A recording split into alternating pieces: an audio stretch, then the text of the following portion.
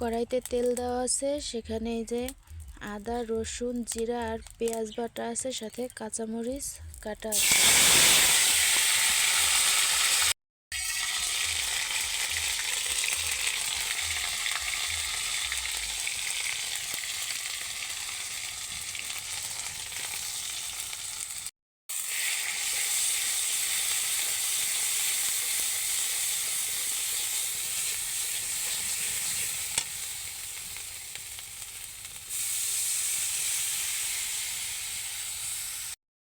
মশলা কষানো শেষ, এখন আমি শিং মাছগুলো দিয়ে দিলাম।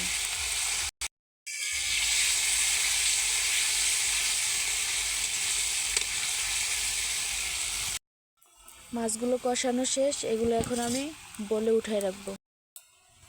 মাছগুলো তুলে রাখছি, এখন এই সবজিগুলা তরকারিতে দিয়ে দেব।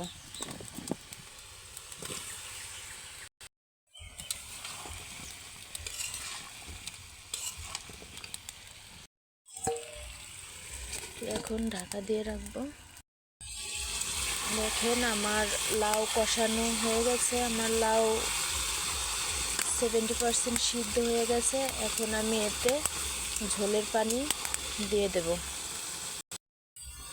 তো এতে আমি ঝোলের পানি দিয়ে দিলাম অল্প পরিমাণ, কারণ আমার লাউ সিদ্ধ হয়ে গেছে। তরকারিতে আমি ঝোলের পানি দিয়ে দিচ্ছি। এখন বলক আসলে মাছগুলো দিয়ে দেব। তরকারিতে বলক এসে পড়ছে, এখন আমি মাছগুলো দিয়ে দিলাম। আগে থেকে আমি রসুন পেঁয়াজ আর জিরা এগুলো তেলে ভেজে রাখছিলাম, এগুলো আমি বেটে তরকারিতে দিয়ে দেব।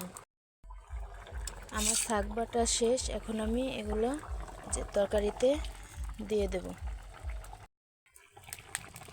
এখন আমি ঘ্রাণের জন্য কিছু ধনিয়া পাতা দিয়ে দেব। ধনিয়া পাতা দেওয়া শেষ, এখন আমি তরকারিগুলো বলে নামিয়ে নেব।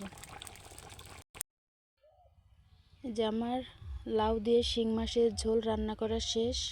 আমার রান্নাটা যদি কারোর ভালো লাগে তাহলে চ্যানেলটিকে সাবস্ক্রাইব করবেন, আর রান্নাটা কেমন হলো শেয়ার করবেন সবাই আমার সাথে কমেন্টের মাধ্যমে।